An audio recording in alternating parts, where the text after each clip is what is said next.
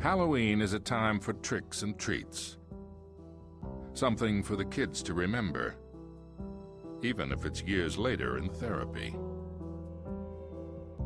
At Philadelphia's Fright Factory, consumers line up for some industrial-strength screams. It's just like an adrenaline rush that you don't get from anything else. Venturing into the depths of the factory, it doesn't take long for customers to find themselves a quality fright.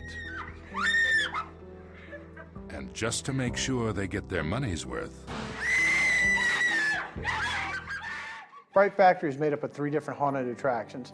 The first one, the new one for this year, is Horror High. It's a high school full of zombies. The principal's a zombie, the students are zombies, the cheerleaders are zombies.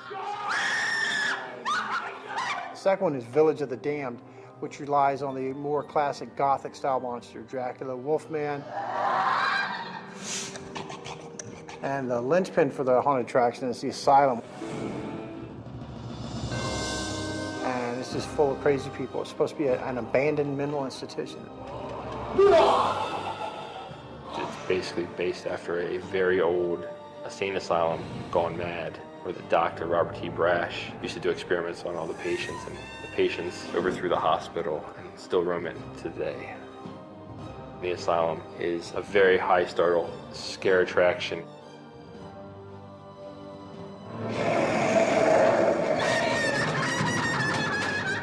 It's 10,000 square feet of nothing but just monsters in your face, and you just want to get out. What sets it apart from the other haunted houses, I feel, is we're very actor-driven. We demand a lot of emotion, a lot of energy, a lot of power out of our actors. We actually, the crazier, the better.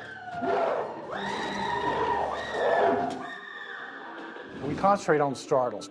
We do use gore.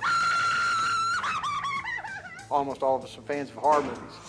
We don't want to gross anybody out. We want to scare them. I think when you come into scaring, startle and gore work together very well. You need your gore to lure people away from the opposing startle that's about to happen. You really can't have one without the other. That's what makes a good haunted house. To try to scare people, you have to invade their personal space. Make them think they're actually in peril. When you get ready to scare someone, it's really, me personally, it just goes out of my head. I just become another character, another person. You have no idea what scares people. Just go crazy on them. I think what scares people the most is the unknown. We set up the attraction to be kind of real visual, and it kind of takes their attention away from what's going to happen, and that's when we hit them. It's that startle, high startle, very high startle. I'm hungry! One of the first things I tell the actors is this is not a place you're going to retire off of. This is not, you got to love to do it. It's a miserable job. You're standing up for 5 to 7 hours a night. You don't blow your voice out. You get tired.